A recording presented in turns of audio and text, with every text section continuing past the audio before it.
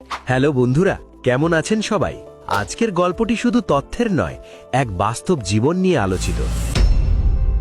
আমরা সবাই এই দ্বন্দ্ব নিয়েই সারা জীবন বেঁচে থাকি, যে চাকরি ভালো নাকি ব্যবসা। আজকের ভিডিওতে আমাদের মূল আলোচনার বিষয় এটাই। চলুন একটা ছোট্ট গল্প দিয়ে শুরু করা যাক। গ্রাম থেকে দুই বন্ধু শহরে গিয়েছিল নিজেদের ভাগ্য বদলাতে, রাহুল আর সুমিত। রাহুল বেছে নিয়েছিল একটা সম্মানজনক চাকরি, আর সুমিতের স্বপ্ন ছিল নিজের একটি ছোট ব্যবসা। 10 বছর পর গ্রামের সেই পুরনো বটের তলায় আজ আবার তাদের দেখা। দুই বন্ধুর জীবনের চাকা দুই দিকে ঘুরলেও দুজনের চোখেই ছিল অভিজ্ঞতার এক গভীর ছাপ। রাহুলের পরনে ইস্ত্রি করা দামি শার্ট, হাতে দামি ঘড়ি। সে এখন বড় এক কোম্পানির ম্যানেজার। কথা প্রসঙ্গে রাহুল দীর্ঘশ্বাস ফেলে বলল, প্রতি মাসের 1 তারিখ টাকা তো পাই বন্ধু, কিন্তু আমি আমার স্বাধীনতা হারিয়ে ফেলেছি। সকাল থেকে রাত পর্যন্ত বসের টার্গেট পূরণ করতে করতে নিজের স্বপ্নগুলো কবে যে ধূসর হয়ে গেছে জানি না। রাহুলের মনে পড়ে গেল সেই দিনের কথা, যখন তার বাচ্চার অসুস্থতার সময় সে পাশে থাকতে পারেনি শুধু জরুরি মিটিংয়ের কারণে। চাকরির জীবনটা তার কাছে অনেকটা সোনালী খাঁচার মতো। খাবার সময় মতো আসে, কিন্তু ওড়ার আকাশ নেই। তবে রাহুলের এই ত্যাগই তার পরিবারকে দিয়েছে এক নিশ্চিত ভবিষ্যৎ। তার বাবা মায়ের চিকিৎসার খরচ নিয়ে কখনো দুশ্চিন্তা করতে হয় না।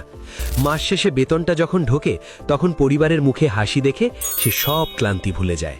কোম্পানি লোকসান করলেও রাহুলের হাড়িতে চাল কম পড়ে না। এই যে নিশ্চিত নিরাপত্তা, এটাই রাহুলের মতো লাখো মানুষের বেঁচে থাকার শক্তি।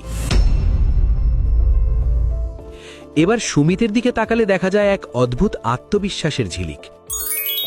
সুমিত হেসে উত্তর দিল, আমি আজ স্বাধীন বন্ধু, কিন্তু এই স্বাধীনতার জন্য আমাকে একবেলা খেয়েও কাটাতে হয়েছে। ব্যবসার শুরুতে যখন মূলধন শেষ হয়ে গিয়েছিল, সুমিতকে তার মায়ের শেষ সম্বল গয়নাটুকু পর্যন্ত বন্ধক রাখতে হয়েছিল। পাড়া প্রতিবেশীর টিটকিরি আর পরিবারের লোকেদের হবে না বলার বিষাক্ত জ্বালা সে সহ্য করেছে রাতের পর রাত। ব্যবসা মানে শুধু লাভ্যাংশ নয়, ব্যবসা মানে প্রতি মুহূর্তে দেউলিয়া হওয়ার ভয়কে জয় করা। সুমিতের কোনো নির্দিষ্ট ছুটির দিন ছিল না। তার কাছে রবিবার আর সোমবারের কোনো পার্থক্য ছিল না। লোকে ভাবে আমি নিজের বস, কিন্তু আসলে আমি নিজের প্রতিষ্ঠানের প্রতিটি কর্মীর কাছে দায়বদ্ধ। সুমিতের ব্যবসা আজ সফল। সে আজ 10 জন মানুষের কর্মসংস্থান তৈরি করেছে। যখন তার প্রতিষ্ঠানের কোনো কর্মী তার বেতন দিয়ে নিজের স্বপ্ন পূরণ করে, তখন সুমিতের বুক গর্বে ভরে ওঠে। সুমিতের আয়ের কোনো সীমা নেই, কিন্তু তার জন্য সে উৎসর্গ করেছে তার যৌবনের শ্রেষ্ঠ সময়গুলো। রাহুল বলল, জানিস সুমিত, তোর নিজের সময় আছে, তুই যখন খুশি কাজ করিস। সুমিত ম্লান হেসে বলল, আমি যখন খুশি কাজ করি না রে, বরং আমি 24 ঘন্টাই আমার ব্যবসার কথা ভাবি। চাকরিতে দায়িত্ব শেষ হয় অফিস ছুটির পর, কিন্তু ব্যবসায় দায়িত্ব শেষ হয় না ঘুমানোর সময়ও। আসলে চাকরি আর ব্যবসা দুটিই হলো দুই ধরনের যুদ্ধ। কেউ লড়ে নিশ্চয়তার জন্য, কেউ লড়ে নতুন কিছু সৃষ্টির নেশায়। আমাদের সমাজ মনে করে ব্যবসা মানেই অনেক সুখ আর আরাম, কিন্তু পর্দার আড়ালে যে কত বিনিদ্রা রাত আর দুশ্চিন্তা লুকিয়ে থাকে তা কেবল একজন উদ্যোক্তাই জানেন। আবার অনেকে ভাবেন চাকরি মানেই দাসত্ব, কিন্তু সততার সাথে কাজ করে একটি প্রতিষ্ঠানকে এগিয়ে নেওয়াও তো অনেক বড় দেশপ্রেম। রাহুল যখন তার প্রভিডেন্ট ফান্ডের টাকা দিয়ে নিজের বাড়ি বানালো, তখন সে চাকরির সার্থকতা বুঝল। আবার সুমিত যখন নিজের ইচ্ছে মতো গ্রামের অনাথাশ্রমে অনুদান দিল, তখন সে ব্যবসার শক্তি খুঁজে পেল। জীবনটা আসলে ত্যাগের অঙ্ক। চাকরিজীবী ত্যাগ করেন তার সময়, আর ব্যবসায়ী ত্যাগ করেন তার মানসিক প্রশান্তি। আবেগঘন কণ্ঠে রাহুল প্রশ্ন করল, তাহলে শ্রেষ্ঠ কোনটা বন্ধু? সুমিত আকাশের দিকে তাকিয়ে বলল, যেখানে তোর মন শান্তি পায় সেটাই তোর জন্য শ্রেষ্ঠ। আপনি যদি শৃঙ্খলার সাথে একটি বড় লক্ষ্যের অংশ হতে চান, তবে চাকরিই আপনার পথ। আর যদি আপনি ঝুঁকি নিতে ভালোবাসেন এবং অসীম আয়ের স্বপ্ন দেখেন, তবে ব্যবসা আপনার জন্য।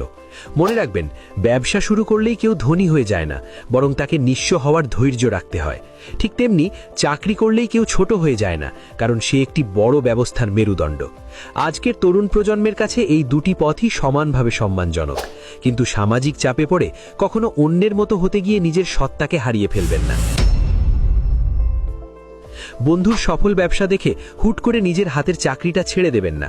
আবার অন্যের মাস শেষের বেতন দেখে নিজের তিল তিল করে গড়ে তোলা ব্যবসার স্বপ্ন বিসর্জন দেবেন না।